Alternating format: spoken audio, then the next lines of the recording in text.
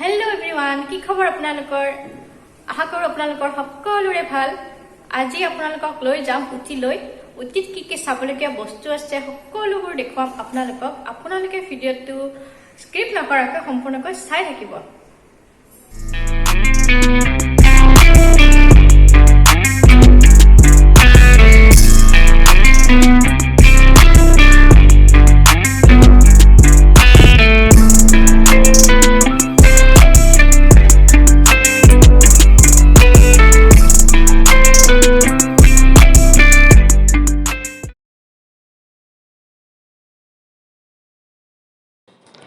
চেন্নাইৰ পৰা উটিৰ দূৰত্ব প্ৰায় 550 কিলোমিটাৰ আৰু এই দূৰত্ব 10 ঘণ্টাত সম্পূৰ্ণ কৰিব পাৰি।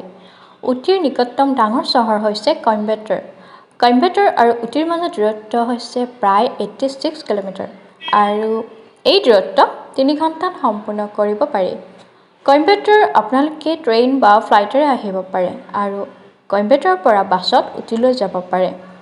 ইয়াৰ বাহিৰেও কইম্বেটৰৰ পৰা টেক্সি হায়াৰ কৰি উটিলৈ যাব পাৰি আৰু আপোনালোকে যদি নিজে গাড়ী চলাই যাব বিচাৰে জুম কাৰ বা ৰেভৰ পৰাও আপোনালোকে কাৰ ল'ব পাৰে।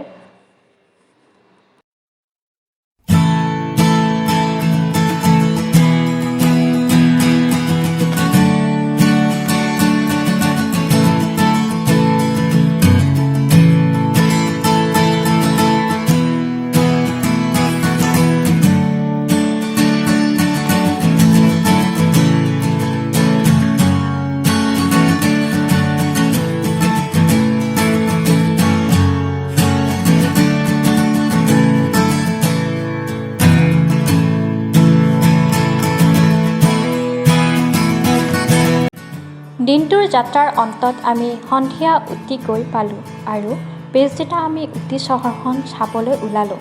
প্ৰথমতে আমি উটি ৰেলৱে ষ্টেচনত টয় ট্ৰেইন চাবলৈ গ'লোঁ। হেল্ল' এভৰিৱান, আমি এতিয়া টিকট ল'লোঁ। টিকট বুক কৰা হ'ল আৰু এতিয়া 1 ঘণ্টাৰ পাছত ট্ৰেইন আহিব আৰু তাৰপিছত আমি ইয়াৰ পৰা coonoorলৈকে যাম। তাৰপিছত ফাৰ্ষ্ট ক্লাছ ছেকেণ্ড ক্লাছৰ টিকটটো হৈছে ফাৰ্ষ্ট ক্লাছত 150 আৰু ছেকেণ্ড ক্লাছত 300।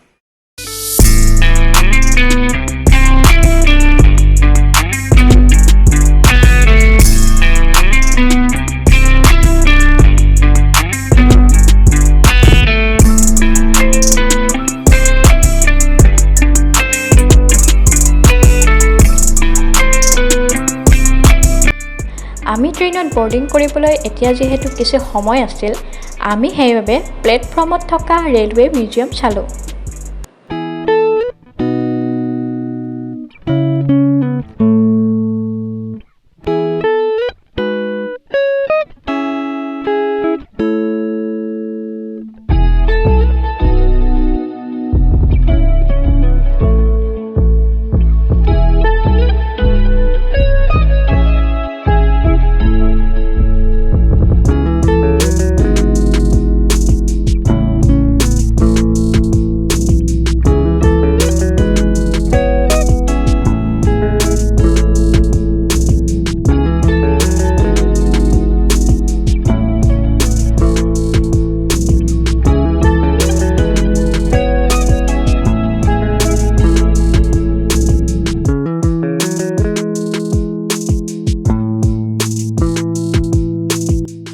মিউজিয়ামৰ ভিতৰত আগৰ দিনত ব্যৱহাৰ কৰা signal lamp, post lamp, pinion wheel, ticket pouch আছিল, যিবিলাক দেখি মনটো আগৰ সময়লৈ উৰি গ'ল।